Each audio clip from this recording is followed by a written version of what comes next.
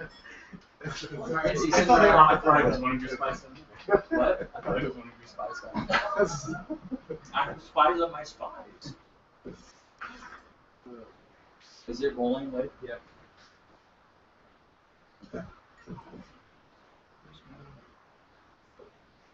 I guess we can't talk about Wade when he leaves because it'll get recorded. We love you, Wade. Where's my You know what? sunglasses? Actually, that might be a good thing to talk about. What? We can talk about why people don't want to be on camera.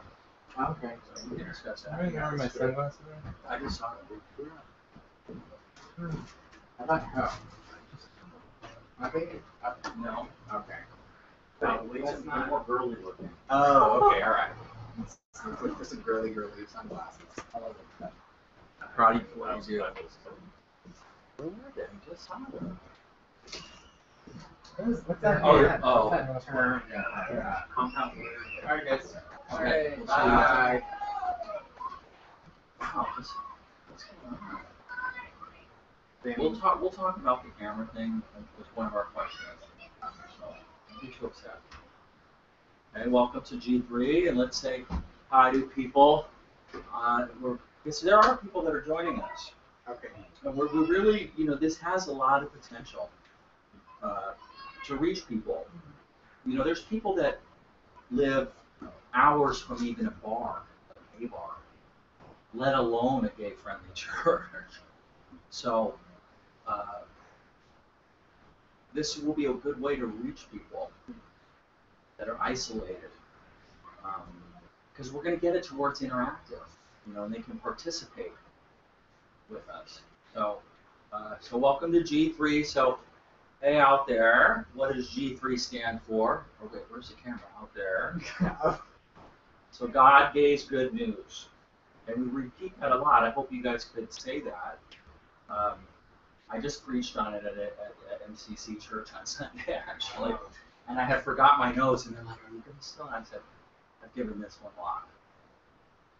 G3, God gave good news, and the important word there, God and gay obviously important, but the good news is very important. The good news, we have good news, and what's the Greek word for good news, right, Mom? Euangelion. Euangelion. Who else knows that one? Here. Oh, it's already Say it. there, Pronounce so- it. Let's hear. Euangelion. That's right. And anyone else want to try? Yeah, I taught him well. So Euangelion. It means good news without a victory. So Jesus won a victory. Who are you looking at there, man? Oh, yeah, Oh, they might have walked in the bathroom. the Holy Spirit. Oh, Here with us. amen. Yeah. Jesus won a victory over sin and over hell and over death, and that's good news. It's good news for all of us, including gay people. So that's what our ministry for. And so anyone who is watching, we study the Bible because the Bible does not condemn gay people. You guys take that for granted. When I was younger, we took for granted the Bible said gay people were going to hell. I guess maybe you might have grown up, you might have thought, but I don't know. Did you guys grow up thinking the Bible said gay people were going to hell? Yeah. You did? Or the Bible just, or at least people said that. At least, so it's not the Bible, it's society. So, it's really good news that not only does the Bible not say gay people are going to hell, but it says for gay people who follow Jesus, God has a special plan. I gave that message on Sunday, and they were like, what? I was like, yeah, you never heard that before? But people haven't heard that. They really haven't heard that. Because what I teach about how the Bible calls gay people eunuchs. And I know everyone's not on board with that yet, but someone's like, hey, My grandma's in the hospital. oh no, Been there all day. I'm so sorry. Thanks. What's going on? She had two If you sit there, you're on camera. If you sit there, you're not. Okay, that's okay. Yeah, she had 2 TIAs in the past, and they want to see. They're worried that she might be at risk for stroke right now. so my they're dad gonna has do an MRI. TIAs all the time. Where they were, it's Yeah. caused from hypertension. Oh, They tend to give you a hard time balancing and walking, which is yeah. have problems with at least. it's So, tough. yeah. Yeah, that's what my dad's dementia. He doesn't have Alzheimer's. He has dementia from those strokes, those mini strokes. Yeah. He has them all the time. They do things to your body. Yeah. They're very debilitating. Yeah. So it's what's your grandmother's name? Jackie. Jackie. We're gonna pray for Jackie. Okay, thanks. You know, I'll tell you what, you guys. Honestly, I believe our prayers for my parents have worked. I'm not kidding, because like the life expectancy for what my father has was supposed to only be 4 to 5 years. Well, he was diagnosed 10 years ago, and he's still doing okay. Because my mother's been so concerned, I talked to this woman who runs support groups for people with dementia, and she volunteered to actually go visit my parents. I was like, thank you so much. And she told my mom, he's like doing better than not 90% of people with the same disease, so you should be happy. Not, he's doing remarkably good. It's prayer. That's I know nice. it's prayer. Yeah, she's a little bit better. I was there the whole time. I've always taken care of her too. Oh, that's beautiful. Yeah, she wouldn't go for anybody else. Okay. I miss my grandma so much. Oh, I love my grandma. I know. My grandma was my best friend. She raised me a lot. Oh, okay. Yeah, grandmas are special. They are. Yeah, Yeah. she knows. Because nobody loves you like a grandmother. They love you, and they can be unconditional. Yeah, grandmas. We'll pray Yeah, for Jackie. thank you. Thank Yeah. you. I'll let her know that after we get back to you. Oh, okay, yeah. It's always good to know. I prayed with her too. Well, we were just saying about the good news, and let's actually pray real quick, and then I'm going to finish a little bit on that, and then we're going to do questions and a half, but we'll just we said we're going to close our eyes and we're going to say the question. Hey, Felipe, hey, you're the one that has to sing the Star Spangled Banner a cappella. hi guys. Oh, you doing? Okay, then. Felipe, you can do. We'll let you do it though in another language. German. Yeah. Okay. Oh, you know what? The pipe broke. Yeah, there's actually no cold water. Yeah, I'm sorry. surprised that you're all not laying on the floor saying it's so hot. The pipe, the plastic. You guys know how you run a plastic pipe off the cold to the refrigerator for the ice? Has anyone ever done that? That pipe broke. All you got to do is turn the valve off. No one in this house could figure to turn the valve off. No one could figure to turn the main off. It ran for 24 hours. They tied tape around it. They wrapped shirts around it. They couldn't. Even just it's a plastic pipe. Kink it. Those things will break after just being built up. So Running zone. it flooded though bad. Anyhow, out in cyber world. Hey, I see you. Oh, Felipe, I think one of you on camera, can you sit over that? Something's different about Felipe. His contacts. Oh, He lost weight. so that's you. And then his last week. We might as well It's all compliment. You started working Did out. you have your teeth whitened too? New man. Did you get contacts? Yeah. Cool, nice. How's it? Does it hurt your eyes? No, not at all. Really? I can see really well. You can see just as good as with glasses? Yeah. Praise God. Do you have to take them out all the time, or When I go to sleep. that's it? Mhm. Wow. That's so cool. You don't have to wear glasses. Yeah, now people can see my face too. Wow.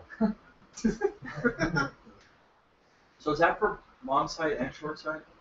Yeah, I'm nearsighted, so I have a hard time seeing from far away. This Okay. helps a lot. Oh, can you get contacts for farsighted? I don't know. I don't think so. Maybe? You're just a dentist.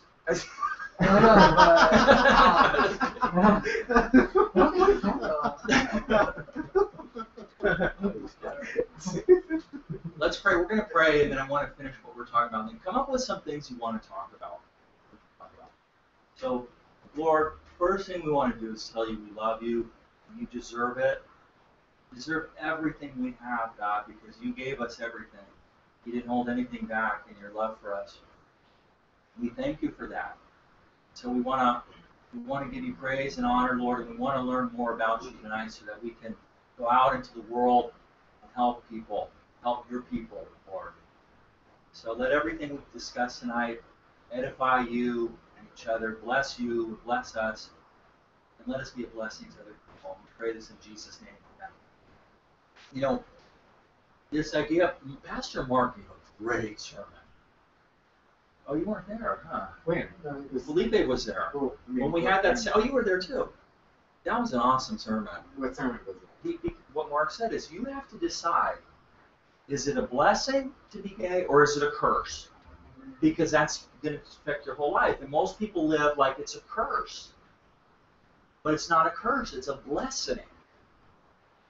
Think about that, a blessing, but that's a very hard stretch for most people to make. Most people could say, well, God puts up with me. He still loves me, but, you know, he's not too happy with the person I am. You know, most Christians will say, well, God loves the sinner and hates the sin. And your sin is no worse than that murderer or that bestiality. You know, and we're supposed to go, oh, thank you. Thank you. You know? You mean you love me as much as that guy doing it with the German Shepherd? Thank you. Isn't it funny, though, that that's really how they think? I never accept that. That's not an olive branch to me. God loves you and hates your sin. That's, you know what, I don't have time for you. I wouldn't attend a church like that.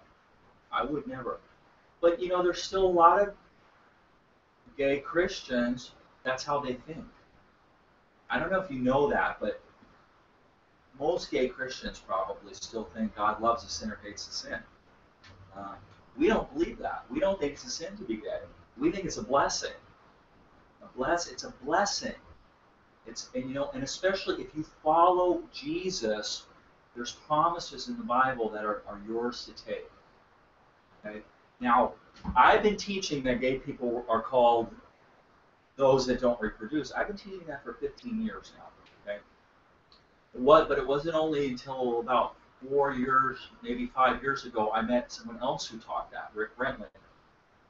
Okay, so I finally met someone who was like, I'm not crazy. You know, we had come to the exact same conclusions independent of each other. We just followed the research. We followed the evidence. Okay, now we've met other people. Okay, but guess what? Even the anti-gay theologians admit gay people were called eunuch in the Bible. You know that? You know, so when I have Christians say to me, that's absurd that gay people would be called eunuch. Well, why would the leading anti-gay scholar, he does not think it's okay to be gay, but he concedes, yes, gay people were called born eunuchs in the Bible. Okay?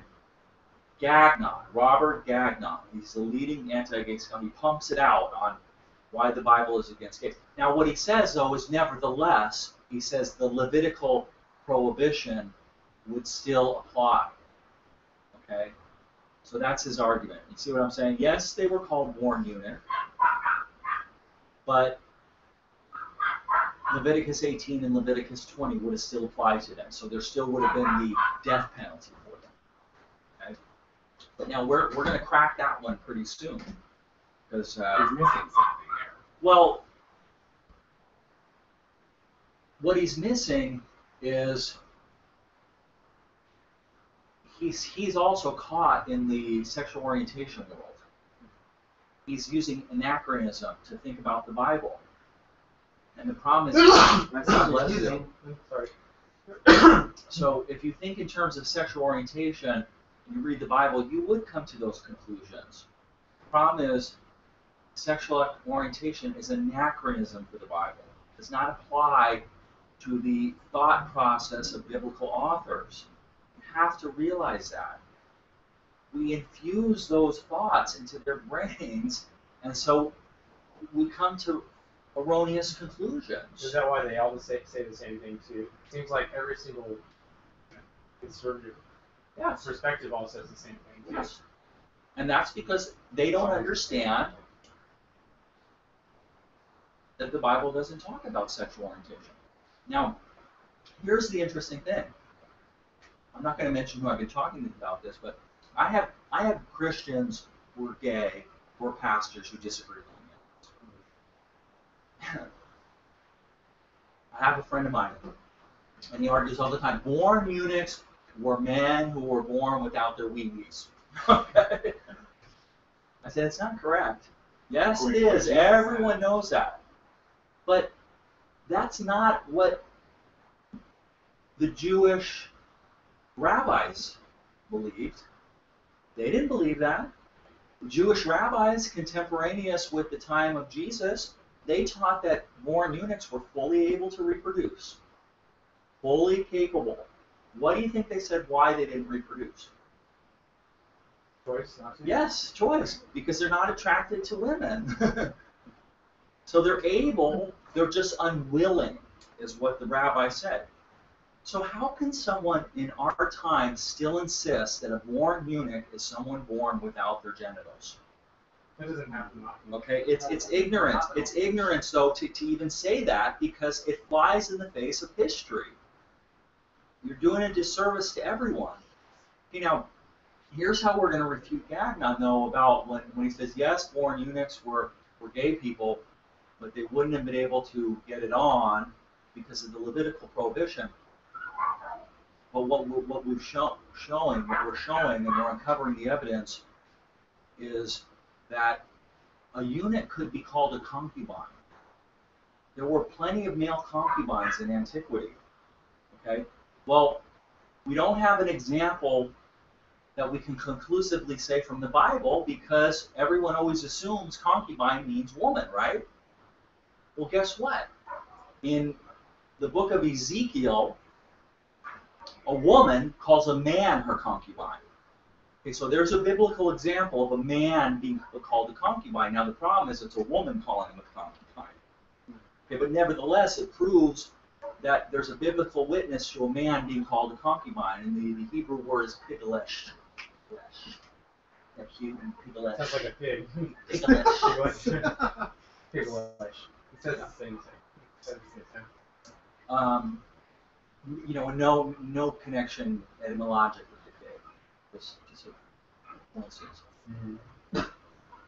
But then you look at other Semitic cultures, okay? They were all very similar to each other in a lot of ways. There's other Semitic cultures that males had male concubines. It was common in Babylon, Assyria, okay? Other ancient cultures, it was very common. In Rome, it was very common. You know what was very common? In China, Japan. You know who would have a male concubine? Sumo wrestlers would have them. Samurai would have male concubines. So is it such a stretch to say that why gay people have slipped through the cracks as far as what the Bible says is because we're looking at the wrong words, we're assigning the wrong meanings to words, and who knows if one of the 700 of Solomon's concubines, maybe some of them were eunuchs. Now look, people would get mad, you're just speculating. I am speculating. I have no evidence for that. But guess what? That's what we do as intellectuals. We can speculate. We can match it against evidence from other cultures. That's a viable scientific method to say, well, this nation that lived right next door to this one at the same time had this practice. Could it be that this one did? That is not a spurious connection to me. Okay, so there's mounting evidence.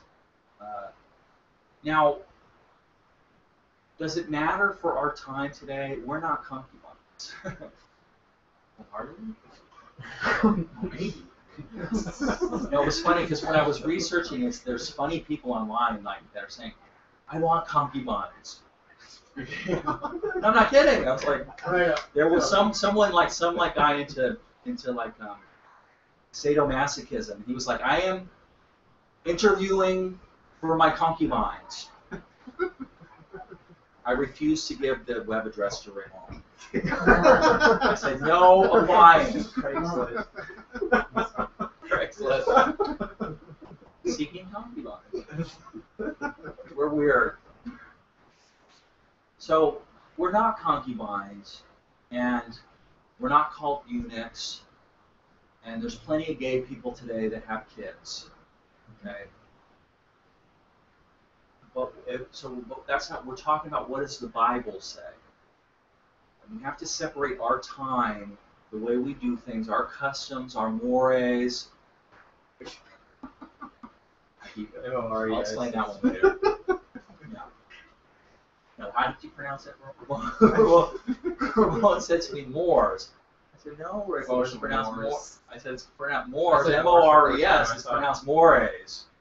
I was taught. Ramon said, no. Moors. Yeah, because his teacher, I said, no, I'm sorry, it's not Moors, it's Mores.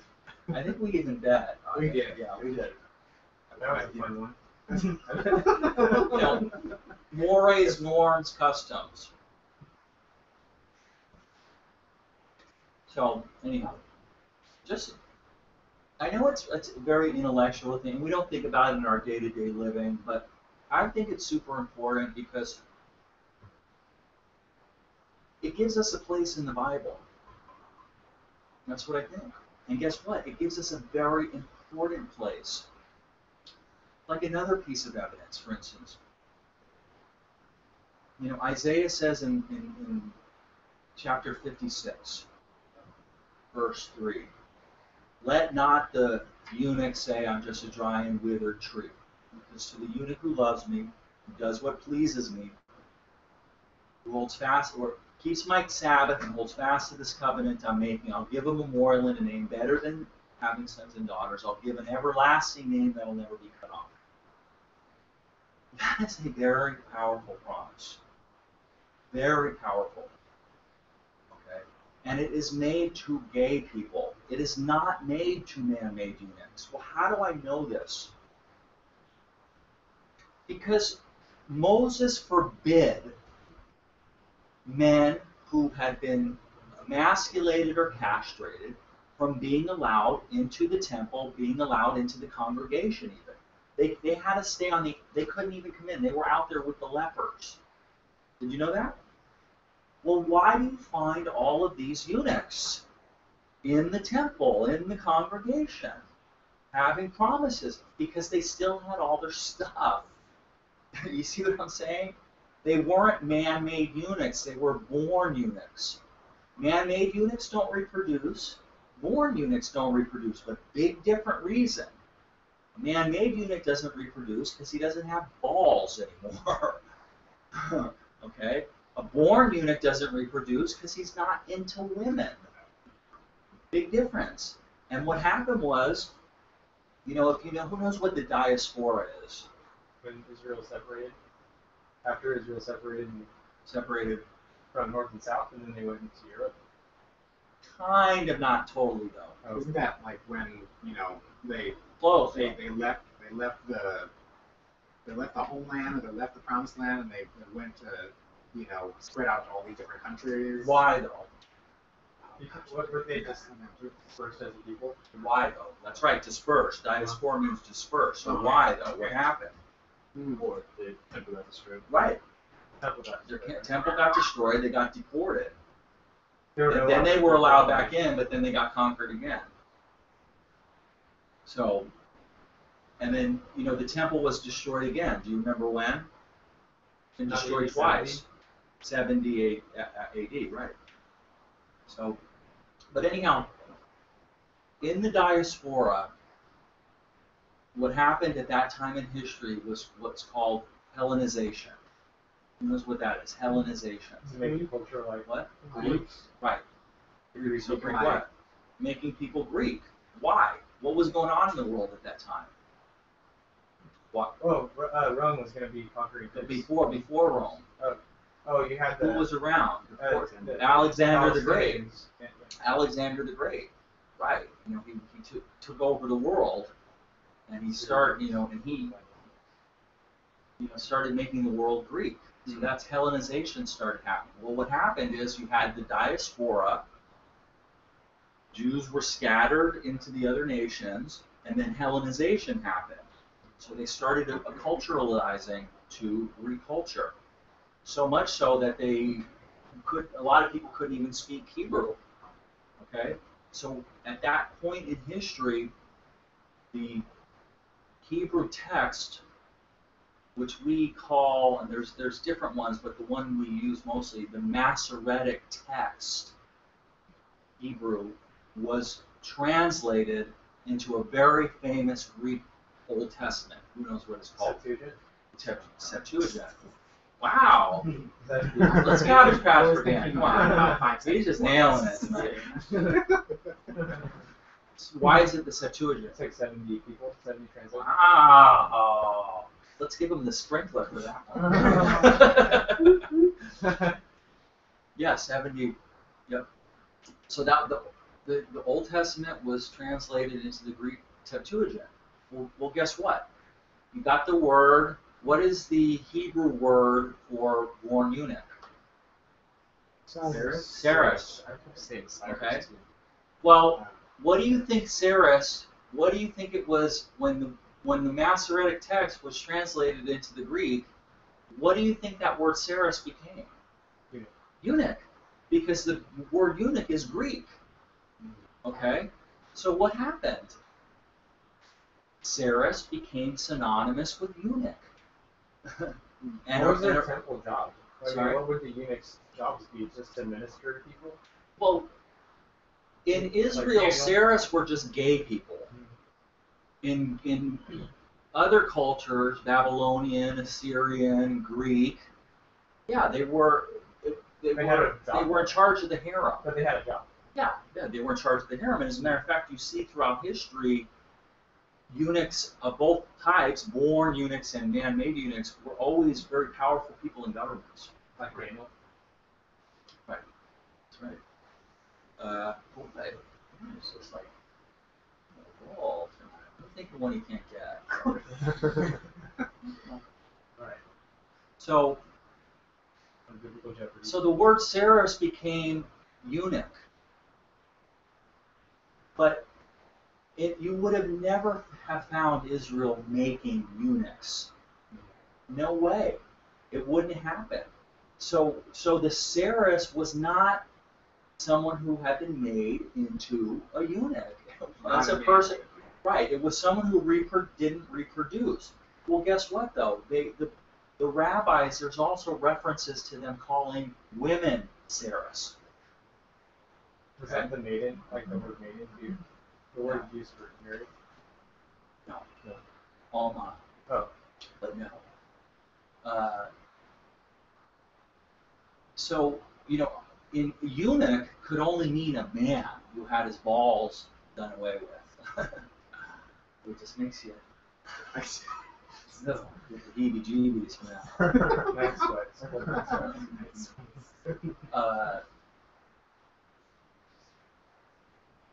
So, but in Israel, there's references to women being called Saras. Okay, now guess how they describe the male and female Saras. They say the male Saras is a really feminine dude. They say the female Saras is a really butch woman. The same way we would describe a gay guy and a gay woman. But there's closer to masculinity than some people that are gay than others. Of course there is, but people always describe us in stereotypical terms. Mm-hmm. It doesn't surprise me that they would do the same thing back then. Right, I mean, it's not saying that it's the full masculine role, but there are some just forms of masculinity that are not just. Well, I mean, it's closest to. I mean, the thing about it is and it's an equal definition. You would have been, back then, when they didn't have categories of sexual orientation, more likely you would have seen more of the Saras you would have seen more feminine guys. Okay? Because a guy who was more butch, let's say, would go and get a wife for pumping his babies out and would have his Saras boyfriend on the side. That's how they do it. I mean, Alexander the Great is a great example of that. If you read history, the love of his life was a eunuch named Bagoas. There's a great book by Mary Renault. It's fiction, but it's semi-historical, called The Persian Boy. Read it. It's a good book. Mary Renault, the Persian Boy. It's so good, but it's semi-historical, but it's you know, she takes a lot of leaps, but she uses the real historical characters. And Alexander the Great was in love with a eunuch named Agabus, and he had wives, and he had I guess what we would call a boyfriend, who was his it was Pedastri. Was that Bagua? What's his name? No, Bagua was the eunuch. That wasn't his boyfriend. Well, see, we get caught in words because a eunuch would have kind of been like a third gender in a way. You know, a eunuch wouldn't have really been looked at as a man, because what made you a man? You reproduced. I'm not saying this applies to us now. We're men. Well, I'm a man. No, we're all men, you know. But if you don't want to, you know, we don't have to say we're that way, okay? I think it makes sense, quite honestly, though. I think it makes more sense to talk about people in terms of those that reproduce and those that don't, and get rid of sexual orientation. Why do we need sexual orientation? We didn't use it for all of our history until 100 years ago. You know that? I mean, sexual orientation is not like the historical norm. It's a very recent phenomena, and it's so unscientific. You know, I mean, if you understand research methods, and people try to say, well, sexual orientation is based on Western empiricism and research methods and observing things. Well, has anyone ever observed you guys having sex? No one's observed me having sex, so how do they know we're having sex? How do they categorize us by who we're having sex with? You said that guy that did the Kinsey, he Alfred followed Kinsey. people. And Matthews and Johnson. And had sex with them. And had sex with them. So, I mean, he was the most unethical researcher ever. But, you know, to say that sexual orientation is based on empirical observation is false. It's not accurate. It's based on speculation. Okay? There's nothing observable about it. How would people observe empirically that we're different somehow than heterosexuals? Like for myself, what would be the easiest thing about my life? If you didn't reproduce, maybe that would be Right. an example. That I didn't reproduce, and You weren't Who you married, ha- who you you- never had a girlfriend. right? I'm glad no one said how like me I was. You were just about to, huh, Rose? I know. Quietly. Stop it. No, I've had a boyfriend for 25 years. That's what would be obvious, observable. Why is he always with that other dude? Why do they always live together? You know, they're not looking in our window going, ah! You know, oh my God, and upside down too. They're not doing that, right? That is not what empirically they are observing. Hey, oh my God. How could that, what a coincidence is that the two guys were talking about. I know, right? At the same time. Yes. We're all sweaty. I know, it's necessary. I know. It's hard to You've lost weight, okay? You have lost weight. I just noticed that. Oh, I have a personal trainer. Okay, I think you lost weight already. Yeah, wow. Jared? Hey, Ken. Meet you. What's your name? So you guys, when Randall did Yours, that, Danny. Uh-oh. no, just kidding. We were just talking about, we were gonna do questions in a hat, and maybe we can stick on this conversation if anyone has a question, throw it out. But we were talking about how the Bible calls gay people eunuchs, why that's so hard for people to believe nowadays. And where was I at right now? Oh, but what about with age when people find out if they're gay or not? And what that culture would have been able to do? They were accepted. They were accepted. Did they come out as children? You know, you look, King David calls eunuchs his family. He calls them his family. He includes them when he says, "You're my family." The eunuchs are included in that. So, but I guarantee you, they were not the man-made eunuchs because they wouldn't have been allowed anywhere near the king. You know, they still followed those Levitical laws of purity, and so lepers, anything unclean, would not, you know, get that close. Did they like young boys? Well, I don't think it had anything to do with young No, boys. I know, but the men there that would qualify them to be able to say, like, say, okay, you can join this and not be out there. The men, No, it just had to do with that they didn't like women. I know, but they were just like they had something made already to go into if they were going to be out there. But somehow It had nothing to do with not. It had nothing to do with liking boys. It had to do with not liking women. I'm just having a hard time seeing the So- difference so between the There's a two. huge difference. So I think, well, saying like you could be, you could have a wife, right? And you could like a guy on the side. But it's a That didn't make But- you that sexual orientation. Right. That doesn't exist. If you had kids, you were a man. So you going could, back to what you said. so So you could Period. be, yeah. You were just Yeah. a man. so you could perform in bed with your wife, right? But he's saying like it's not even that point. You're like I can't, you know, like if you put me in bed with a woman, I couldn't even do anything. which is like- one of their wild hairs that they had an interest in dealing with. So Once that didn't it's not reproduce. like you're interested in guys. It's like you don't want anything to do with women. Well, but there is something to But that. the relationship to the man You know- with the child that they're having. The Sex with. relationship to the man with the child. Where'd the man and child come in? Well, the man, the husband, who can say be married, have children. Why couldn't it be a man with an older guy? Why does it have to be I'm a just child? saying. Well, I'm not saying it had to be, but I'm saying that they, at a certain age, that they would know. My question was, at what age did?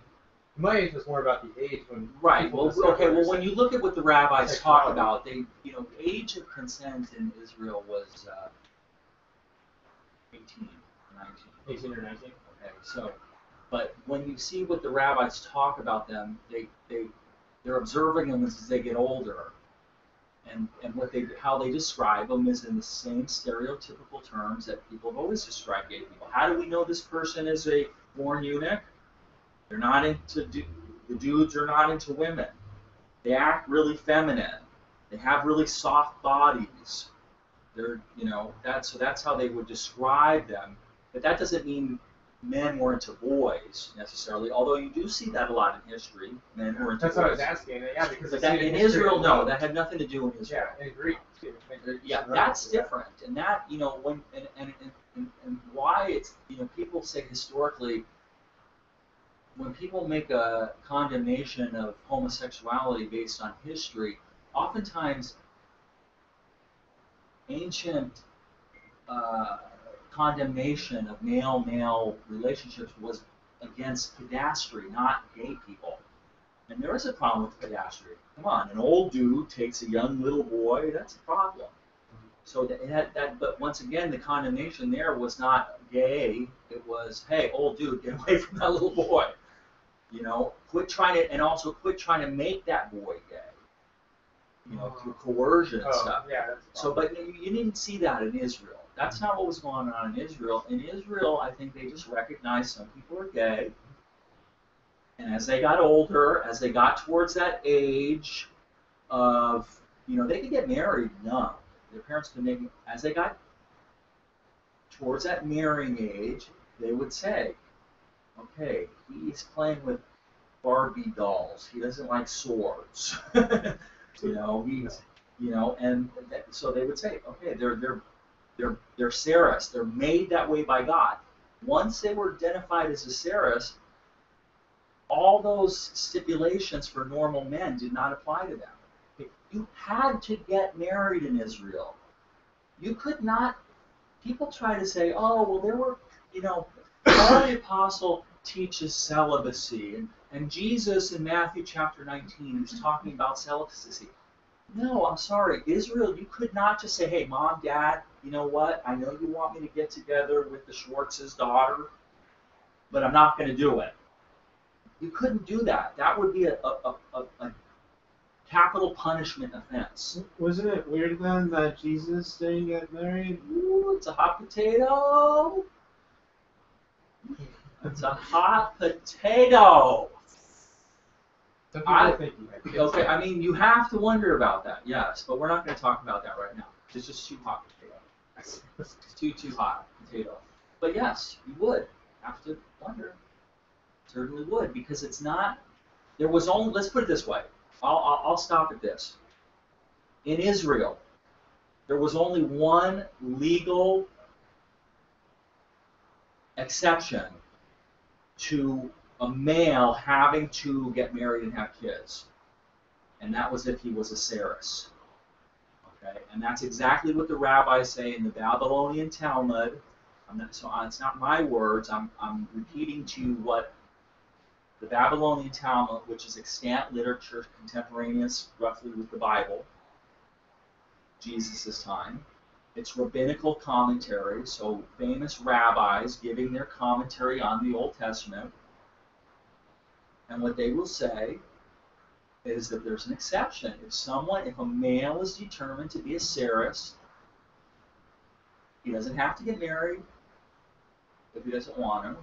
He's still allowed in the congregation.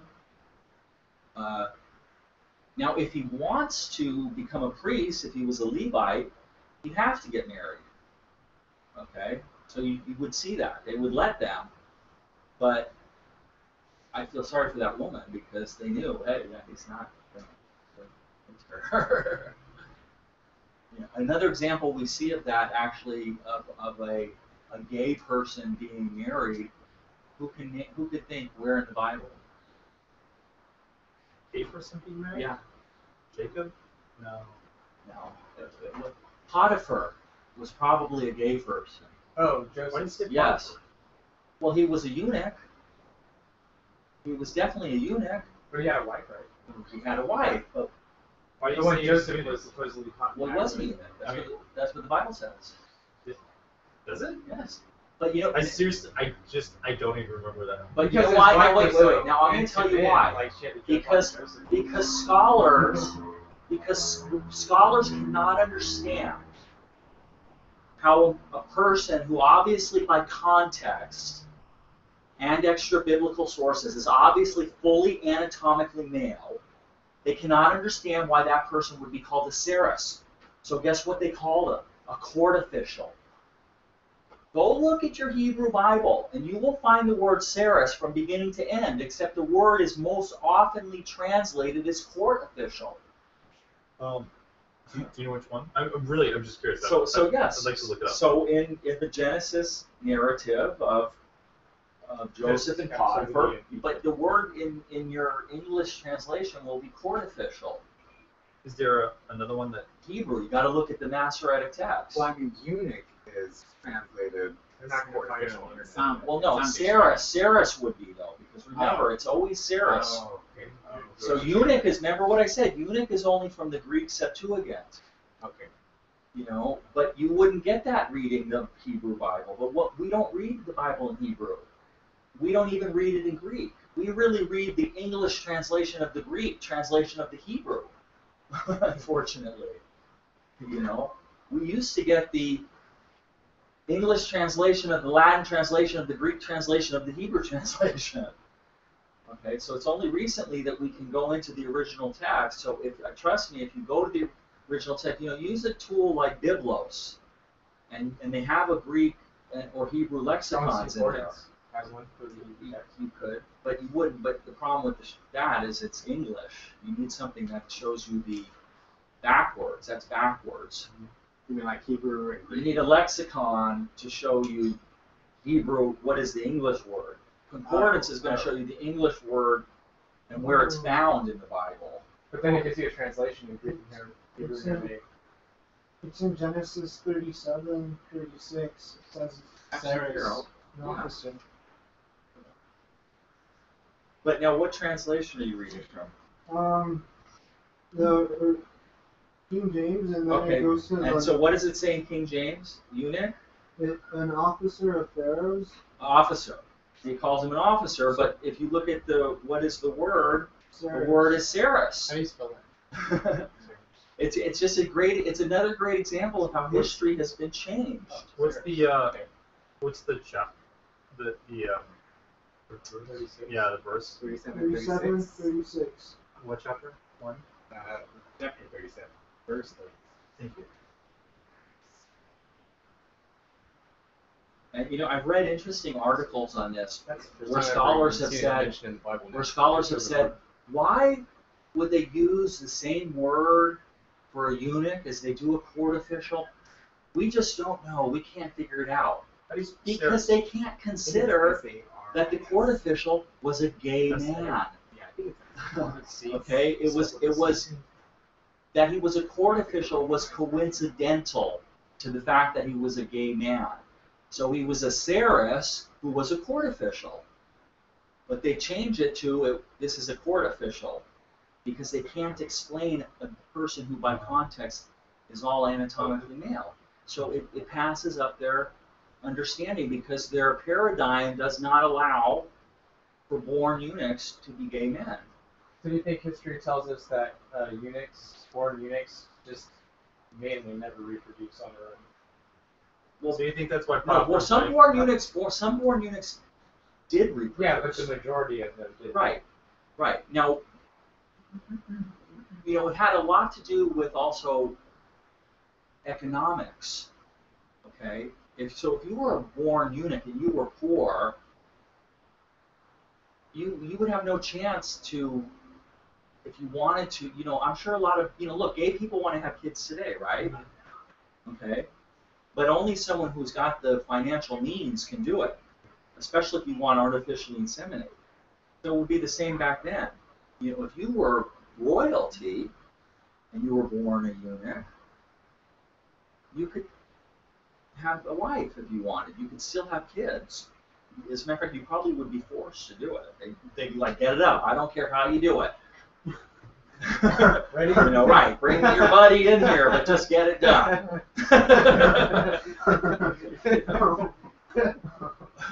But really, I mean, because you had to have kids. Carry out the family line. Where were we at? Genesis what? 37, 36. 37. Okay. So I'm going to show you guys right now. So I've I'll show you got right now how to find it too, and the tool to use it. Hang So on. 37, 36. Larry's got got it. something to say. Oh, I think I got it. Is this what you're looking for? Yeah. It's got Bible. It's got right. Sarah's right there. Yeah, but if you look into An officer, Sarah's. but if you look at the word Saris, it'll give you multiple. But that's the No, strong. no, no.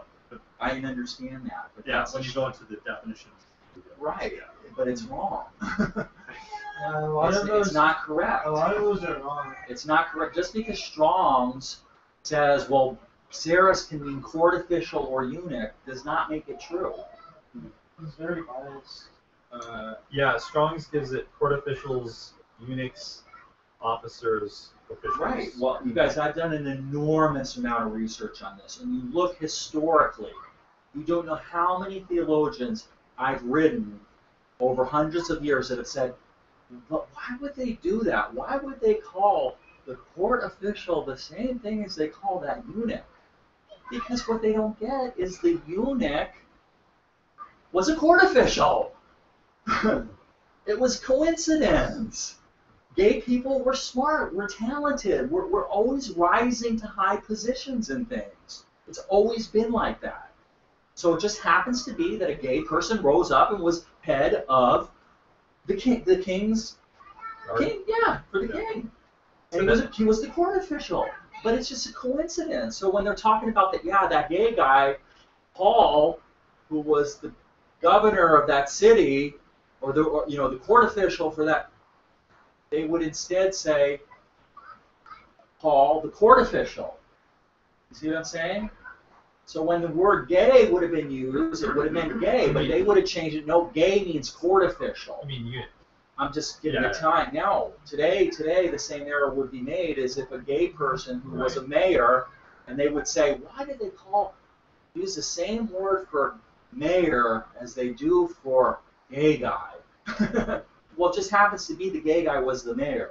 Well, don't you think they had a good time for that too? Like they had the whole public affair. Well, I'm thinking the whole that's good party time. that's why Potiphar's wife had the hots. You know, Think about it. it's probably like a common thing. Think about it. Pick some young Think stud. about it. She was horny, right? If she hasn't gotten any from Because you saw quite a bit, and if you look at extant literature from other cultures, they overtly talk about born eunuchs, gay guys who had wives because they were powerful men or they were royalty, and they speak in unambiguous terms that these were born eunuchs, these were gay guys. Their wives were miserable because they really weren't into them, but they just wanted kids. You know, if you look, another great example from history is Alexander the Great. Okay, if you know anything about him or read any of his history, he ignored his wives.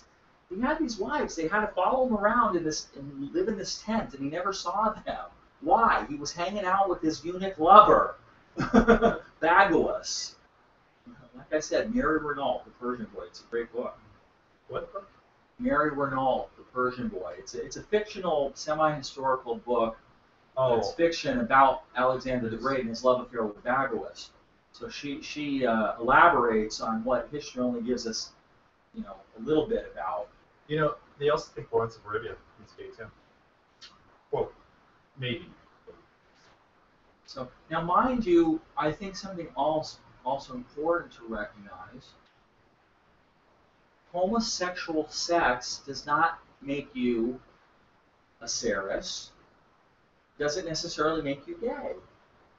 Sexual behavior is a very, very poor determinant of who you are.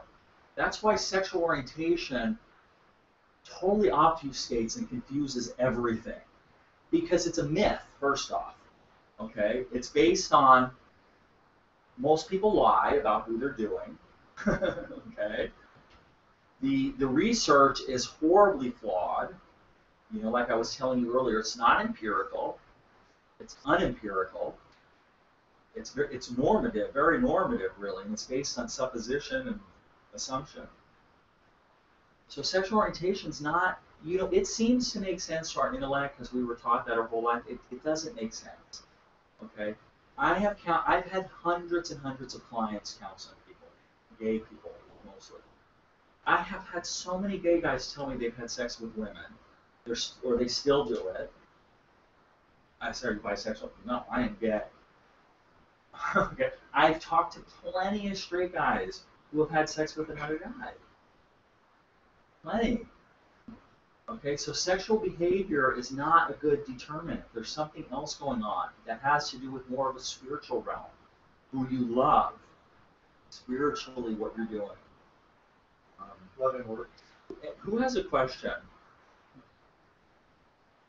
This is like, it's not super easy to get with the intellect because you have to unlearn things first. Okay, we're horribly indoctrinated.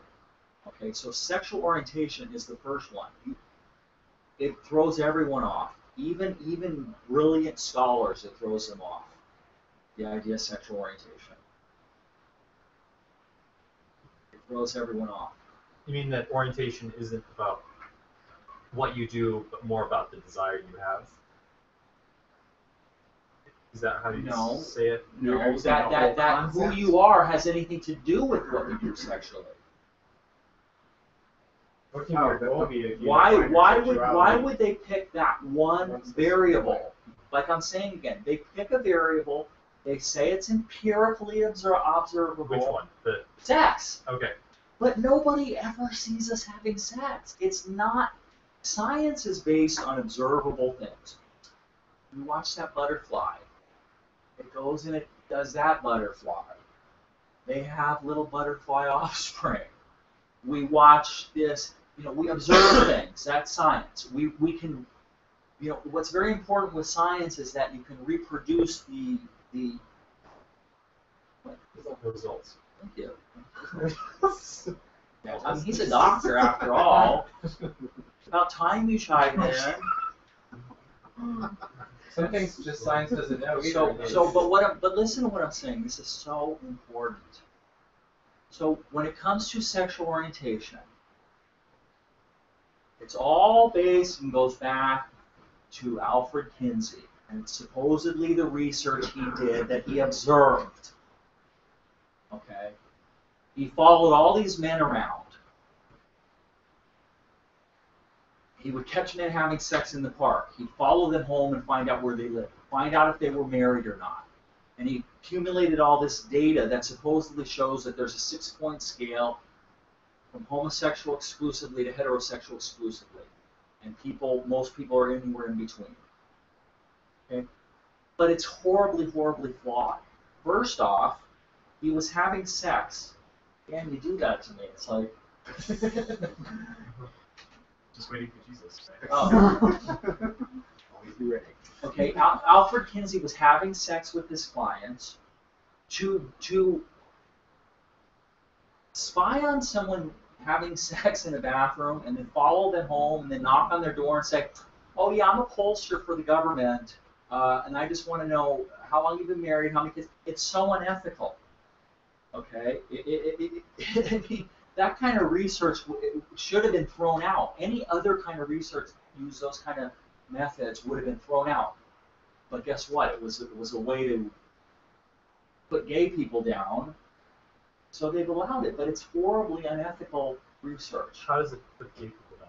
Sorry. Well, because they were saying gay people have sex in parks and do all these nasty, perverted things. But then he also, go to like people's houses. Yes, and had sex with them. Uh, And had sex with the same people in his research. So here's my point, though. Saying that you're homosexual, you're bisexual, you're heterosexual, because we're observing you doing just men, we're observing you doing men and women, and we're observing you doing just women, is not observable. You hear what I'm saying? It is not observable. It's speculation. Maybe it's based on what someone would report, but self-reporting evidence is never reliable as far as an empirical, we can use it, but come on, people cannot tell the truth. Okay? Real science is based on what you observe, and you see it happen over and over and over the same way. So it's not empirical, it's not scientific to sexual orientation, it's just not. Okay? Because it doesn't hold out. People they call homosexual have sex with women. Okay, so now they're bisexual. Okay, but it all doesn't really add up. So, like I said, there's something that's more observable, more empirical, and that is lifestyle choices like who do you cohabitate with? Who do you fall in love with? Who do you spend the rest of your life with? That's way more observable. Why don't people go around saying, you're homoamoral? Actually, that is a Greek word. What would be the Latin word? What is emerald? Amorous? Well, no, that's Greek. No, What does that it would mean? be Latin and Greek. It What- would be what- the Latin word for love. amor, love. Homoamor. Oh. Homoamor. Yes. Amorous. Homoamor. No, that's not right either. That's Well, no, it's not. what homo is Latin. Polyamorous? What are you trying to get? What is, Homo. No, it's Well, homo thing, no. amor, love, same love. They're saying homosexual, the sexual nature, you can't. Homo, either love, that Homo. homoerotic. love, connection. Well, That's a great word, sir. Oh yes, erotic. The Latin word for erotic would be the right one. Oh, what is it? Yes. I don't know what that is. Homo. Wait, Eros isn't that Greek? Eros is. Yeah, you're right. But it's homo. Eros I mean, is when you love mean- in Greek. Well, homo is because when you're talking about polyamorous, That's open to more Right. than one with two people in a relationship. yeah, poly meaning more than one, Like a bisexual. amor meaning love. Amor is Latin, I believe. yeah, amor is Latin. That's the problem. Amor is Homo also is Greek. Spanish. Amor is Latin. You're right. That's the problem. Amor is Latin. So what would be the Greek? Eros. So homo eros, right? Homoerotic would be the right, and it doesn't sound good. So homoerotic, right? That's right. Homoerotic would be the correct, or what would be the okay? So homoerotic would be saying it. Whatever. Yeah. That's it's important though. Yeah. It's important though because why don't we describe each other that way? Why don't we say you're a homo lover of men? You're a homo lover of women. Why is it about sex? Why? It's not so empirical. People say, well, it just, come on, everyone just knows, everyone just has sex. But it's not. It's a loaded thing. There's a reason for it.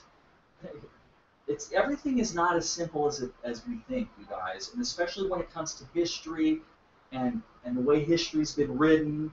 And now we're just supposed to think that everyone throughout history has always looked at everyone as homosexual, heterosexual, bisexual. It's just so simple. Paul the Apostle, he knew everyone was homosexual, heterosexual, bisexual. No, sorry, incorrect, not true, way wrong. Okay, so why did they pick that? Why? Why is that what was picked? There's a reason. Language always has a reason. You know, a good example is, have you noticed how the word white and black have very loaded meanings? Okay? If you're a white person, what does white mean? Good, light, bright, right? What does black mean? Bad, right? Mm-hmm. Okay. You think words like that just happened accidentally, that we're called white and you're called black?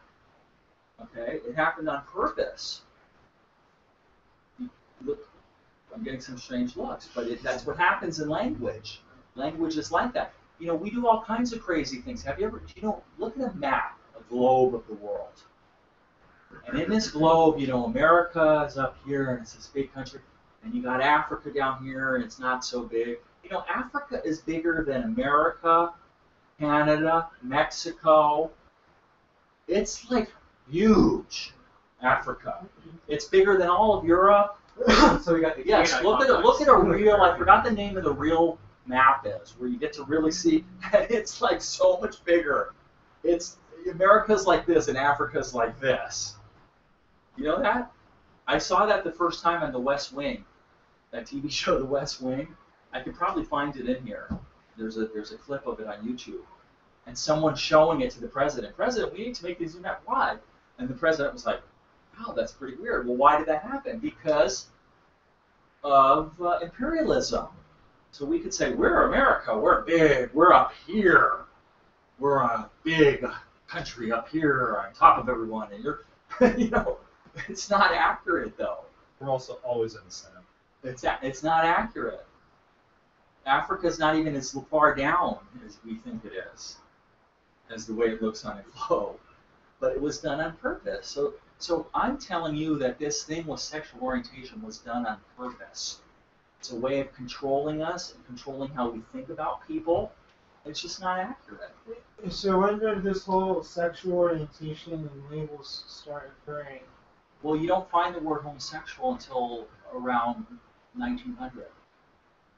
And what's funny, though, is you trace the word homosexual for the first 30 years, it actually meant a straight person who had too much straight sex. I'm not kidding. Homosexual did not come to, the meaning of the word changed about 30 years after it was first coined.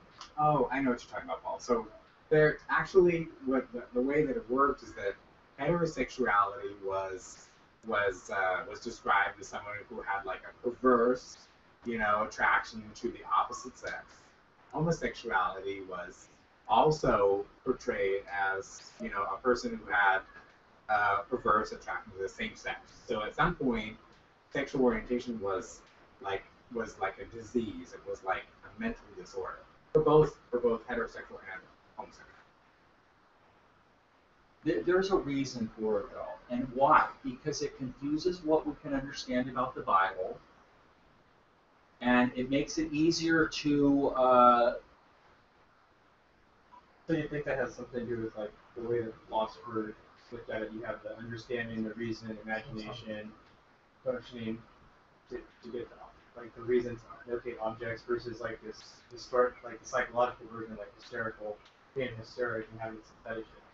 By comparing the two forms of processes of thinking. Boom, you just broke me down. It was too much. There's a book that's called Imagine the Otherwise, and it's really just a look at how sounds good. Kant is compared to like a Fawn and Freud and Hume. And it's just Kant, Freud, and Hume. Kant, Freud, Hume, and Lacan. Just the two. Lacan is Freud's predecessor. And so they look at how they look psychoanalysis versus philosophy, and they look at how they're just kind of the same. That is way out there. Read that book. Wow. It's meta-psychology. Okay. Kant and Hume were philosophers.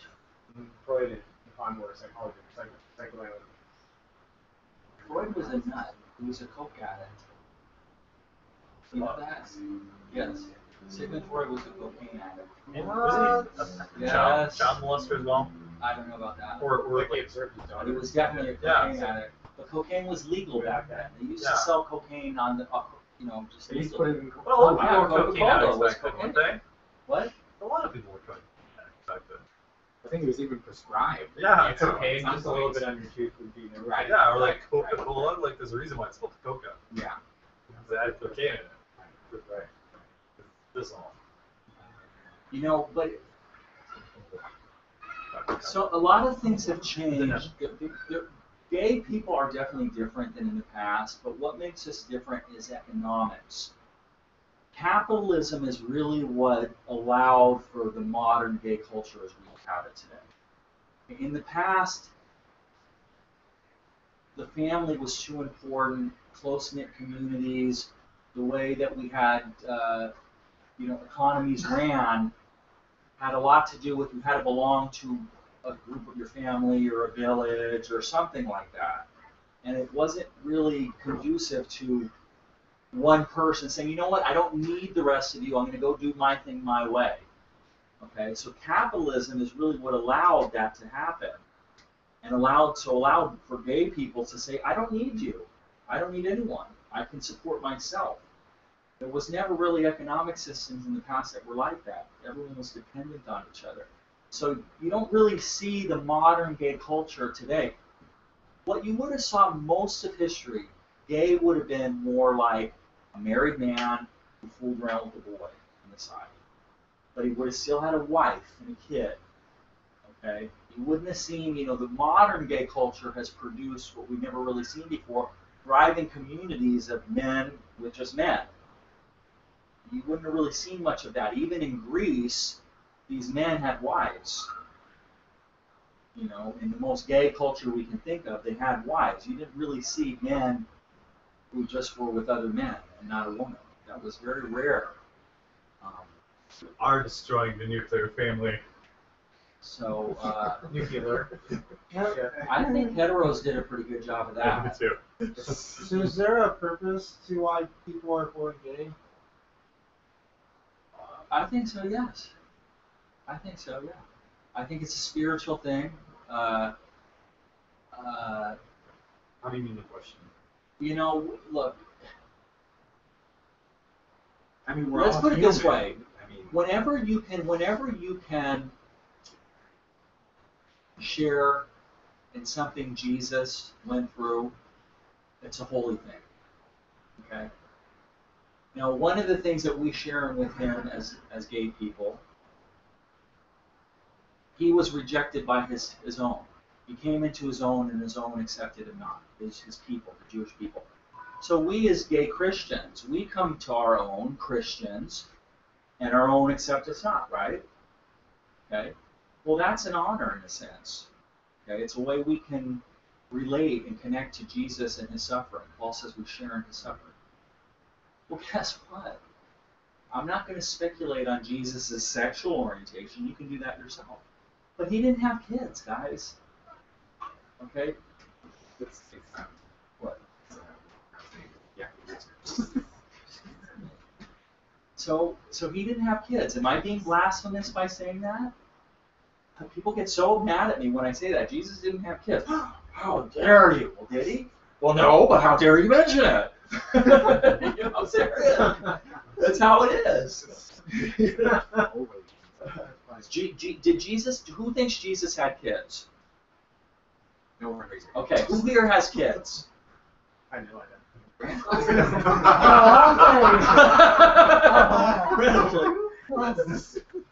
Well, we do like you guys that show up every weekend.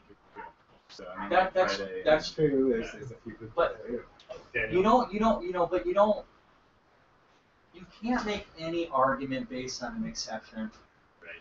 You always have to make it based on the rules. So throughout history, there's been gay people who have had kids. Well, and like you were saying, historically it was an honor. Kids Yeah. because they do. list. Right. I mean, and even if you were like the biggest queen ever, if you were royalty, you were going to manage to have kids. It'd be like you'd be with your boyfriend. Okay, come over here. Jump on, whatever. Disney out there at Cyber World. So, but now, okay, is it so horrible? Is it really so horribly blasphemous to say that Jesus did not have kids? Is it just a coincidence, you guys? Is it just it's not something we should even think about, and it's just, it's a footnote in history? I have a question. Like, sometimes, like, the Old Testament says if you have, like, a nocturnal emission, or you have sex in the first place, or you're menstruating, you have to purify yourself. And that's true, yes. So, like, I always question, like, okay, Jesus must have had something going on down there. I didn't say it, but you said it. I agree. Like, he had to purify himself, but everybody says he was without sin. So I question, like, well, no, that wasn't sin. Something that It's purity was based on what was holy, and what was common, what was clean, and what was unclean. Okay, so, but that didn't necessarily mean sin. But you can touch somebody. But it didn't mean sin. It's though. more about taboos. Yeah, right. So Well, no, like, it had to do with purity laws. Purity. God was he wanted his people to be different than everyone around him. They were purity codes. So these things somehow kind of made you not as clean to be entered into the holiest place. That's why only once a year could the high priest go into the holiest of holies. There were degrees of separation from holiness, which Jesus, he tore the veil was torn in that way with his death and resurrection. Now there's nothing clean or unclean anymore. Okay, we're made holy, we're made clean by Christ. So, but that wasn't sin, no. So, I thought it was if sin. you had a nocturnal emission, you would be unclean. You'd have to purify yourself, but it wasn't a sin. You can't help it. That's what I thought too. Like, you can't help it, See, but that's another thing. What a lot of people don't realize. The sacrificial system in Israel, there was no sacrifice for sin you did on purpose. You know that? You're just left with the mark. And If you did sin on purpose, you were gone, done. It was only for you did accidentally, you didn't mean to do, according to the law. Now we know that, if you look at King David's prayers after he murdered and did adultery, he couldn't rely on the law or the sacrificial system. He had to say, make me something new, create in me a clean heart, O Lord, and renew a right spirit in me. Because he knew he was in a lot of trouble. He did it on purpose. But God did still forgive him. And so, but it wasn't based on that he could have had a sacrifice done. So there was no justice sacrifice. Too, though. A form of justice was laid out, like if you had a vengeance killing, like you had people that killed people that could be taken in Levite stations across Israel. But people can go out and take vengeance. But not if you murdered, if you accidentally killed someone. Right. But you can, if you're purposely killing people, you can be sought out and killed. Right. Yeah. There was no safe place for murder. But for accidental murder. Yeah. An accidental that too. person. But because you accidentally killed somebody, their family members still can have to be killed. Right. That's right. Yeah. So there's a form of justice instead of sacrifice, right? That took place that we can say there's a justice system too to take the place of something like that. Well, yeah, we do see, people say, especially you talk to dispensationalists and they try to say the dispensation in the Old Testament was that if you followed the law, you live. If you didn't, you died. But you can sacrifice for your sin. But that's not wholly correct because it was only for sins done unintentionally. There was no sacrifice for intentional sin. But there's still examples in the Old Testament where God forgives people who intentionally sin. So there was some kind of justice system, but it was different than what we're taught in this dispensational system. But that's a whole other story. It's one of the reasons, actually, though, why I don't really believe in penal substitution. But it's a deeper another story. Why does everyone do that to me? It's like, I feel like someone's back here. So who has a question? Who's like, I just don't believe it? It's okay if you don't believe gay people were called eunuchs. I'm okay with that. I think it's fulfilling to know that it's basically the same thing. Like, if you're a straight, it's basically the same if you pass down a message like Jesus, and you're going to have your offspring, basically the people who continue to pass that message down. It's a spiritual generation that's growing out of it, not a physical one. And you know, that's And that's already called it's to prepare interesting people you for say the that church because age. that's exactly how Isaiah worded it in chapter 53, which is called the servant song, and it's messianic prophecy. And you know, this will trip you out. And you know, people will describe it in different ways, but you know, since someone else brought it up, I'll give you my take on it, and that is Isaiah. Okay, so you know, this is about Jesus. You know, who's read this before? I'll read it real quick. Actually, you really got to start in verse 52 to get the holes. You know, they didn't have chapters when they wrote the Bible. Behold, my servant shall deal prudently; he shall be exalted and extolled very high. As many were not like high. As many were astonished at thee. His visage was so marred. Actually, let me change to. Here's uncomely. Let me change that. Okay. Just as there were many who were appalled at him, his appearance was so disfigured beyond that of any human being, and his form marred beyond human likeness. So he will sprinkle many nations, and kings will shut their mouth because of him. For what they were not told, they will see, and what they have not heard, they will understand. Who has believed our message? 53 now. And to whom has the arm of the Lord been revealed? He grew up before him like a tender shoot, like a root out of dry ground. He had no beauty or majesty to attract us to him. Nothing in his appearance that we should desire him. He was despised and rejected by mankind, a man of suffering and familiar with pain, like one from whom people hide their faces. He was despised, and we held him in low esteem. Surely he took up our pain and bore our suffering, yet we considered him punished by God, stricken by him and afflicted. But he was pierced for our transgressions. He was crushed for our iniquities. The punishment that brought us peace was upon him, and by his wounds we are healed. We all like sheep have gone astray. Each of us has turned our own way, and the Lord has laid on him the iniquity of us all. Let me get to the other part. Can anyone hear that this is Jesus they're talking about? This is the most beautiful prophecy. Every time I used to read this, I would cry, because this was written 650 years before Jesus was even born. He was oppressed and afflicted, yet he did not open his mouth. He was led like a lamb to the slaughter, and a sheep before its shearers is silent. So he did not open his mouth. By oppression and judgment he was taken away. Sorry, I got to go back to King James because that's a poor rendering here. What I wanted. He was taken away from prison and from judgment. And what can we say of his generation? For he was cut off from the land of the living. Okay. What can we say of his generation? What can we say of his progeny? Okay.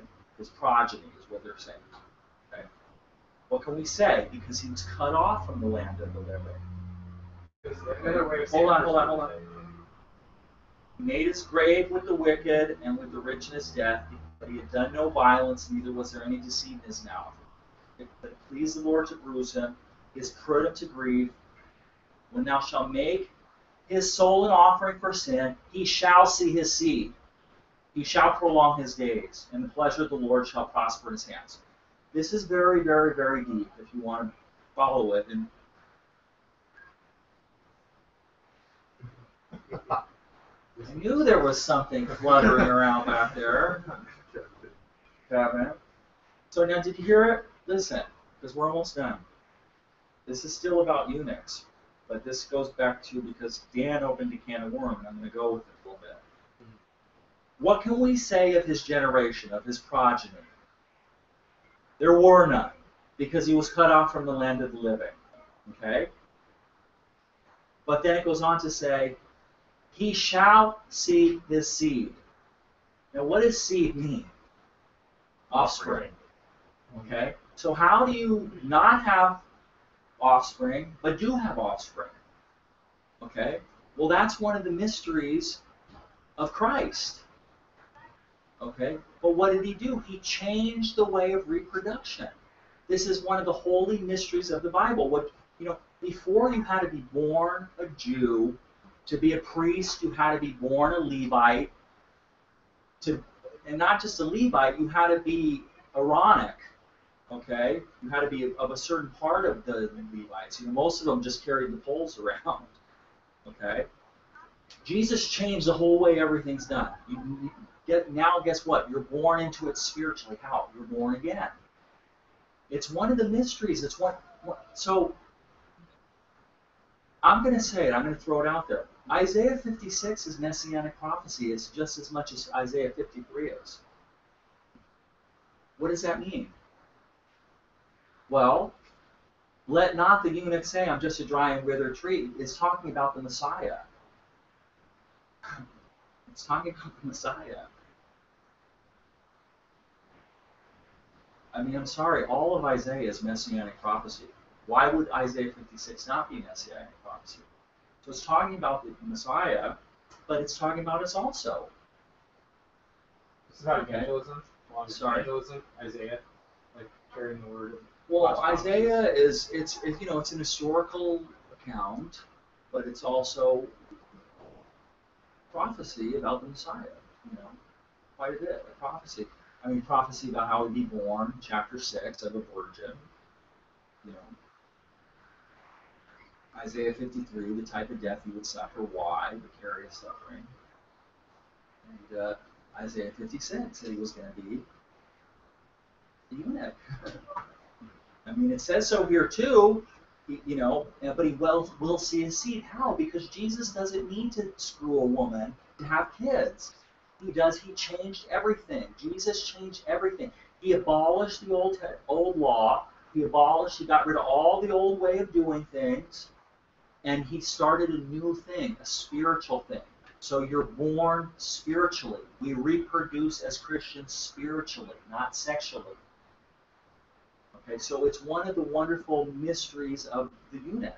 So that's why I'm saying, if we can identify with Jesus in that too. Okay, now if you want to call him gay, straight, whatever, that doesn't matter to me, except people have argued this with me, but I don't know how anyone could conclude anything else than that Jesus called himself a eunuch in Matthew chapter 19. I mean, if you're not born that way, if you're not made that way, and you don't choose to be that way, but you don't have kids, what are you? What other categories are there? There are no other categories in Israel. Compared to the after. Dan and I have argued this before.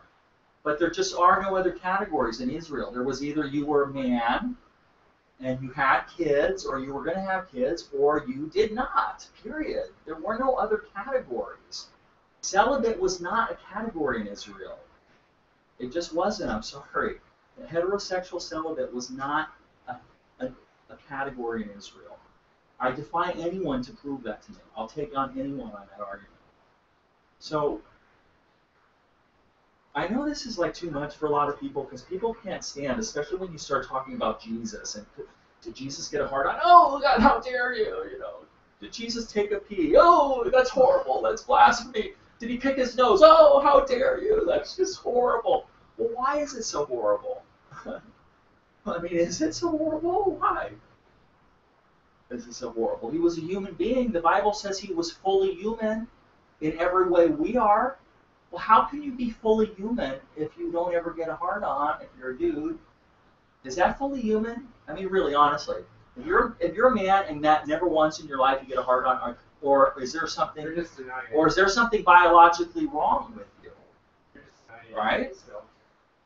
So, I mean, I only get one when I make love with my boyfriend in holy matrimony. Never touch myself. Onanism. It's worse, you onanism. This is we've run out of time.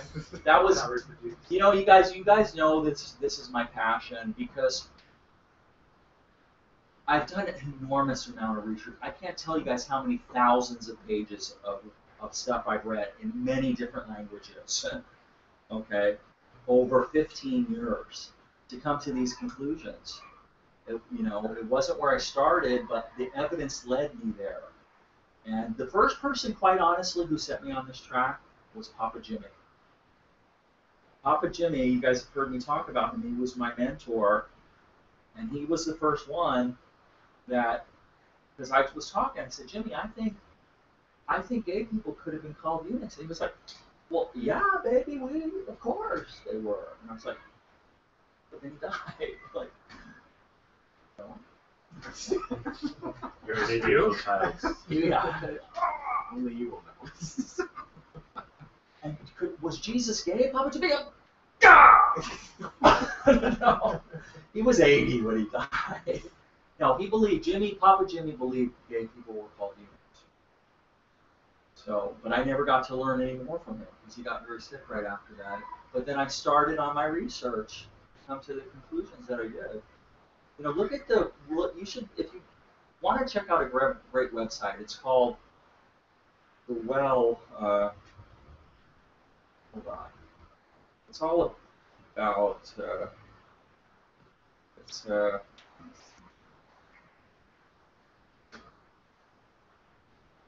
find it. But I'm not, I don't hope you guys don't think I'm trying to force anything down your throat. People tell me, I've gotten a lot of times from gay Christians, like, just stop with that. But I think it's very important because it's the Bible. So, and also because I think that Isaiah 56, yes, I think it's messianic, but it's also a promise for us who share in that with Jesus, that we're non-reproductive. You know, I'm not saying Jesus was gay. I'm not saying he was straight, but I am saying he was non-reproductive. Does anyone disagree with me on that? No. I do have a question. Yes. And then it's like part of my difficulty with this is that I've already given up a lot of ground, right, or changed my viewpoints on sexuality in the Bible a lot, and I'm kind of traditional. It's like I don't want to just go through and start, changing the whole way, that Scripture has kind of been translated for the last several hundred years, and it just makes me want to take pause before I jump in and say, everything else. I think that's smart. And then too, I also wonder, when did it change? Because if it was okay, then how did it stop being okay? You can see historically what happened was the Catholic Church redefined the meaning of eunuch, and it was a political thing. So when do you think this happened? Right around 500 years after Christ. So you think before then? So you think before then? Yes. Before the fall of the Roman, it was like everyone's like, dude, we're cool with this. I'm not saying people were cool with two men getting it on. I'm saying they were okay with eunuchs, though. That's a big difference. If there's a married man who's got kids, and here's a married man who has kids, they couldn't have gotten screwed each other. But that's different than if you were a eunuch. So yes, they were. Yeah. Prior to that, they were always fine with eunuchs. Okay, I get that. And so then would eunuchs, would they just be celibate, or do you think they would have a male lover. So you think it was okay for these particular people to have openly male relationships? Yes. Because they would see that they're effeminate, basically. Yes. Okay. Yes. But the great majority of people. But if you're a citizen, the great majority of them would have chosen the option of having a wife and keeping it mostly secret. Because I thought that kind of goes against the whole Roman law thing about if they're both citizens. No, actually, you can see from Roman law that they accepted eunuchs. Well, Roman law, look in Rick's book. Roman law shows that there's a big difference between a born eunuch and a man-made eunuch. And born eunuchs were allowed to marry, had all of the rights of any other citizen. They had an opportunity to become free. A man-made eunuch did not have the rights of a citizen. A born eunuch had all of the rights of any other Roman citizen. Yeah. So, and as a matter of fact, there's this really seminal book by John Boswell, of not Christianity, homosexuality, and social tolerance, but he wrote another book on gay marriage in pre-modern Europe. Okay, and he shows there was all kinds of marriages between men.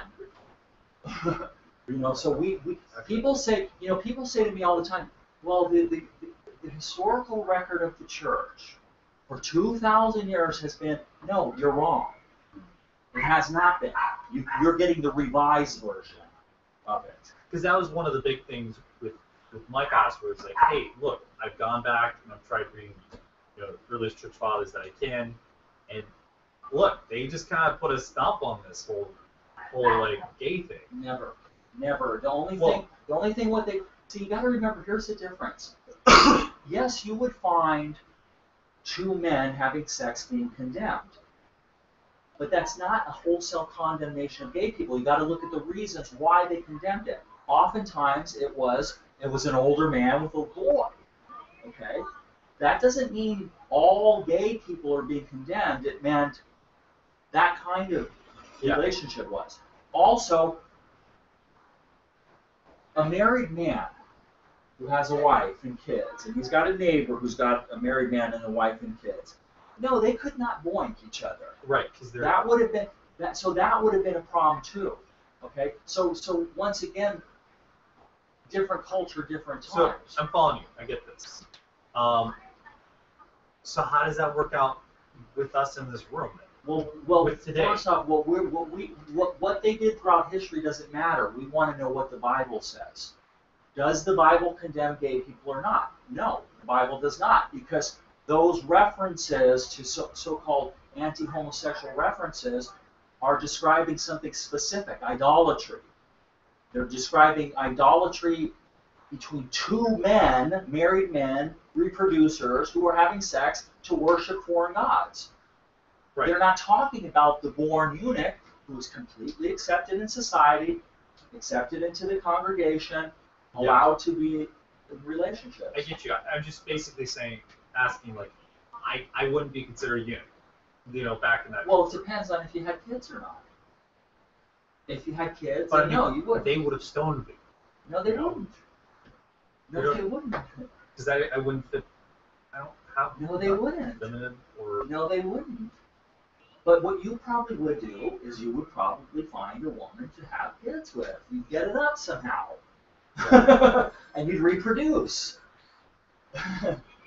That's what you would do. That's what I would probably do. Okay?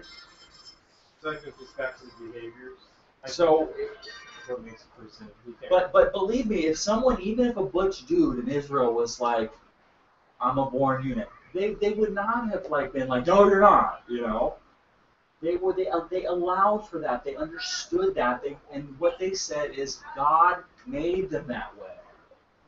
They weren't against it. They made provisions for those people. They let them out of the Mosaic laws that applied to other men. So we are being told, it's just, look in Israel today. Look, you can get married as a gay guy in Israel. We, as Christians, all the time talk for Jews. This is what they meant. This is what Moses meant. But they don't think that. The Jews don't think that. We as Christians, separated by thousands of years, we pontificate on what a Jew thought when the Jews don't even believe that. So we've been sold a Western, modern worldview of something that does not add up to the real historical facts. And so it's hard. It's very hard to get over indoctrination. But you know why you should? Because of the reason it's happened. The reason it has happened is because God has a special plan for gay people. Wade? Wow, Wade. Welcome. And so every time Wade does that, I tell... Forecast check there. Listen, my final point to make. God has a special plan for gay people. He is calling for gay people at this time in history to be his prophets. Okay? People who can tell the truth, hold a mirror up to the church that has been leaving God. Just Paul says in 1 Corinthians chapter 1, God uses the things the world despises. He uses the ones that are considered worthless in order to bring to shame the ones that are proud.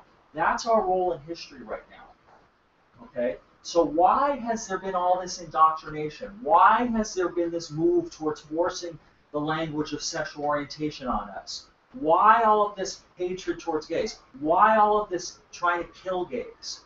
Because we're special.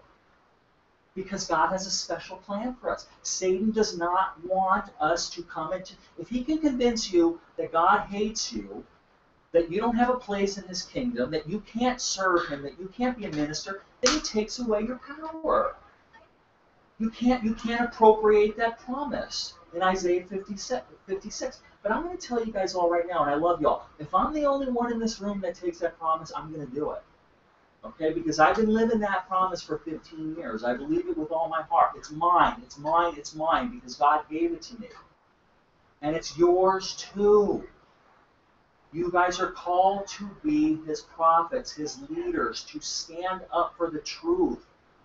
It doesn't please God. You know, it is so displeasing to God that there's people who say, I am the gatekeeper of God's grace. You may have some grace. You may have some grace.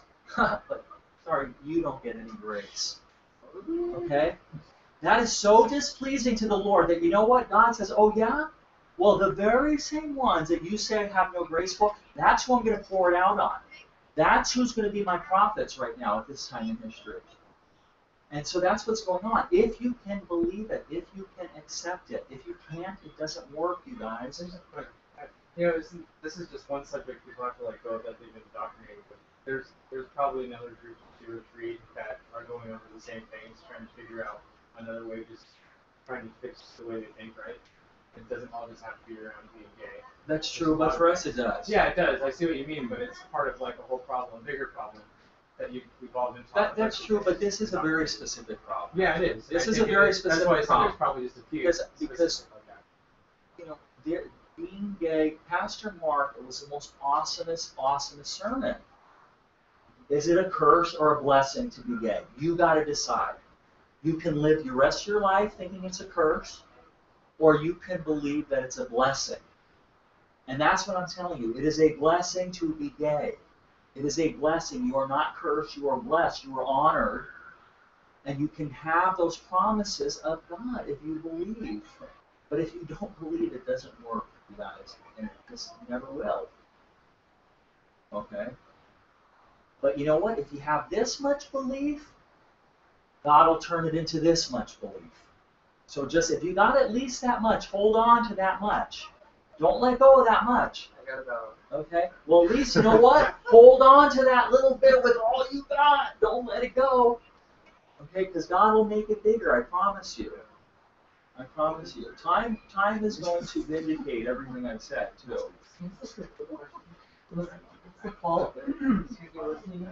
Oh my gosh, all these loaded questions today. Oh, that's not a quick. No, it's not a quick question. What's the question? Was the Apostle Paul a eunuch? Okay, now do we have any record that positively says that? No. But let's look at the evidence once again. I'm sorry to all those Christians who teach that Paul is teaching celibacy, that Jesus teaches celibacy. Celibacy was not a way of life in Israel. I defy anyone to show me one celibate Jew in the Old Testament. Also Roman. I mean, not even thinking of this. I mean, he's Jewish, but he's like, yeah. But no, but look how he talks about it. Paul called himself the Jew of Jews. Right. I mean, no doubt. We probably refer to ourselves as the Christians of Christians, and yet, you know, we're still in America and like living by all these standards that are probably crazy by biblical standards that we don't even think about. He was a Pharisee. Right. Yeah. Dan, a Pharisee was the most Mosaic law-abiding person on the face of the earth. In a sense. There's no chance that a Pharisee would have openly broke a Mosaic law. It wouldn't happen. Well, I mean, they were the teachers of the law, but then a lot. I mean, but not Paul, but a lot of the other Pharisees, they broke the laws that they taught. You know, you ought to follow the laws, but not follow their way. It wasn't that they broke the law. It was that they were. Jesus would say, I don't want sacrifice. I want mercy. So Jesus said, you strain at a gnat and swallow a camel. Okay, but I'm sorry, the Pharisees were the most law-abiding people of all the Jews. That's what they were known for. Okay, so was Paul, I'm going to answer that at the end. Was Paul a eunuch? Well, why couldn't he have been? How could he be celibate? He had to either be married, divorced, or a eunuch. Well, what was he? What was it? I don't know. I've heard divorced. That's the most translation of the song. Okay, so he divorced his wife because she cheated on him. Or widowed or whatever. He had one. Now Okay, she's so not in the picture. when Paul says, "I wish you were like me," he's saying, "I wish you were divorced." I wish you were not married. Wish you were not married. Yeah, I wish you were not. Whatever. Basically, what I'm saying is like, was married and now he's not. So he's saying, so Paul. Now Paul goes on to say that it's demonic to tell people not to marry. But he said that for a reason. So I'm just, you really have to stretch the evidence to get to say that Paul was telling people to marry or be celibate. That is way more. So my answer would be the evidence makes it more likely. Anyhow, it doesn't. It's up to you to decide what you believe. I can't make you believe anything. Okay, except I can say that do the research. Don't just leave here. Don't just leave here and do nothing. Go dig into the research. That's what I did. That's why I studied Greek. That's why I studied Hebrew. That's why I've read thousands of pages. So everything I'm saying is not based on just one piece of information. It's based on enormous amounts of information, not only studying Jews, but studying other Semitic cultures, other ancient cultures. Do that yourself. So why did you ask that question at the end of our meeting? Oh, I don't know. He pops up like I don't know. Multiple things popped up in my head. Like, Just consider this: if it's not a sin to be gay, wouldn't that change all of the evidence in the Bible? Couldn't we read the Bible in a different way? If it's not a sin to be gay, why would it be so horrible to say Paul was gay? If it's not a sin. See, but because we all feel a little dirty, a little sinful, a little naughty about it, so we can't say the greatest evangelist of the Bible was gay because it's internalized homophobia. That's what it is. It's internalized homophobia. If you can't say, well, maybe was Paul gay, or even consider that thought, because if it's not a sin to be gay, what is so horrible even wondering? Could he have been gay? Because it's internalized homophobia. You still think it's sinful. You still think it's wrong to be gay. We all deal with it. We spend a lifetime of getting over internalized homophobia. But I'm going to end with Pastor Mark. You decide, is it a curse or a blessing to be gay? Is it a curse or a blessing? And that's going to determine how you live the rest of your life and what you do with your life. Okay. You did that on purpose. Okay. How'd your thing go? You didn't bring any cake back for him? What? What? Okay. You guys, I love you guys, and I know I can get really passionate about something. Don't just try to shoot holes in what I say. Find research, find evidence, look for yourself. Okay? Don't just try to shoot. Exceptions do not prove a case, by the way, anyhow. If you can find an exception to something, we can always find something that if we do this and do that and do that, we can make it not work. Okay? Look for yourself. Have you been to Rick's website? You should. He offers enormous amounts of information, and you can go follow the links. Okay? And Rick and I came to the same conclusions independently with the same references. Independently. Do you think that leads us to a different path, like the future, like the insights of divine providence at some point that God has taken this path now, chosen himself now? Well, that's going to be a different historical look back. Like, can you say when you read the Bible, if you can just look at it and say, hey, gay's not a sin, wouldn't that change a whole lot of how history is viewed? Absolutely. And how it goes forward, Absolutely. or how it would have gone forward? Absolutely. Absolutely, yes. Absolutely, yes. Let's close in prayer. Who am I going to get to close in prayer for us? I think because Lawrence did that to me at the very end, I'm going to ask him to close in It prayer. should seem like prayers of punishment. Okay. You know you like it, Lord. No, close the Perfect. prayer. You are blessed to close your prayer. So, dear Heavenly Father, thank you for allowing us to gather to worship, to praise, and also to learn more about you. Please, you're each and every one of us. You know what is in our hearts and what we need for our lives. I pray that you, in everything that we do, you help us find the truth. Yes. And as you said in your word, that seek the truth, that it shall be found. I pray that Lord will be with us and send us your spirit and protect us and keep us from harm, all enemy. And also pray that you give us that coming today. I pray all these things in Jesus' name. Yeah. Very good. Thank you. I love you guys. Love you guys. All right. Thank you all for passing along.